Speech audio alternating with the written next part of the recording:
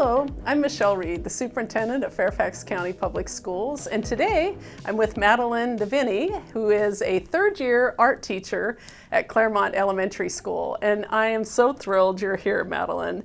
I recently visited Claremont Elementary School, and I was so inspired by the art that your students created. We were in the hall, and there were these little clay art museum pieces, the photos and murals on the wall, and then recently even like a full art show, it's my understanding, that you hosted for the Pyramid. Yes. So I really wanted to get to know you just a little bit and kind of think about and share, like, where does your inspiration come to be an art teacher for over 500 students at Claremont Elementary School? Yeah, so I think I'd always known I wanted to be a teacher. I always found that I was teaching my younger sister how to count her coins, and she was the nurse. Whenever kids would get hurt, she was like the nurse, and she's a nurse now, and I was the teacher who would play school.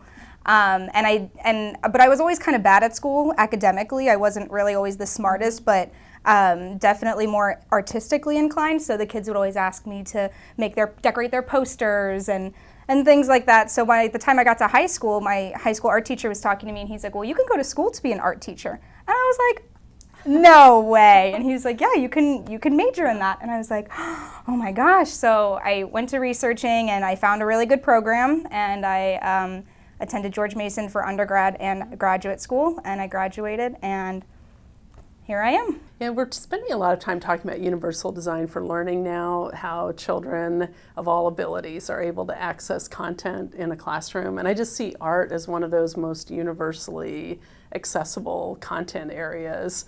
I don't know what your thoughts are on that, but it just feels like that it seems like art just calls for all children to lean in and be able to create, I guess, for lack of a better term. So in college we learned a lot about like how to take curriculum in the classroom and then incorporate that into your art project. So our kindergartners learn about ants, so we do an ant paper collage project. Of course you do. Yes, and then our second graders learn about butterflies, monarch butterflies. Right. So we talk about symmetry, and then we make a symmetrical monarch butterfly in that class. So I definitely try to kind of tack on, first grade learns about plants, we make a flower, so I definitely try and tack on some of their class curriculum as well, which the classroom teachers love. They love to display that outside of their classrooms too. Why don't you share just a minute why the fine arts are so critical to a well-rounded education? Yeah, I think it's one of the rare spaces where children constantly work collaboratively. I think in the classroom there's a lot of individualization, but every time they come into my classroom, they know that they sit at a big table with 4 people to a table, and that they can talk to each other most of the time. I'm not very strict about, unless we talk too much, then it's a silent art moment. But silent art moment.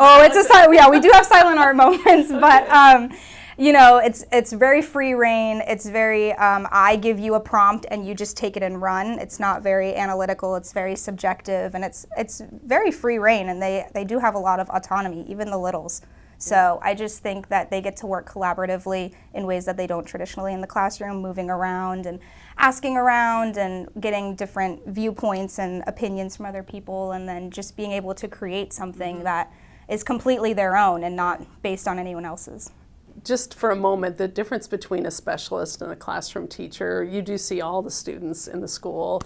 How do you balance that role and are able to work with that many students and also get to know them? Yeah, it's very interesting because in the mornings we have our older grades, and then we have lunch, and then we have our younger grades. So I'll see 6th grade and then 30 minutes of lunch, and then I'll see kindergarten. And it's a real mental switch for sure. But I love seeing all the kids because while I don't get to have those day-to-day moments with them, I see them over years. I get to see them over 7 years, and I get to see them grow from little kindergartners all the way up to 6th grade. Right. So like when I came in, I had 4th grade, and now they're graduating from 6th grade, and even just seeing those 3 years of a difference has been like astronomically amazing. I love being able to build relationships over years. Like we come back for back to school night, and they're like, Miss Duff, they always love to come say hi to me. So I love building long-term relationships, and I think that's what I enjoy most about my job. Yeah, I think those are so important. So what would you tell your first-year teacher self?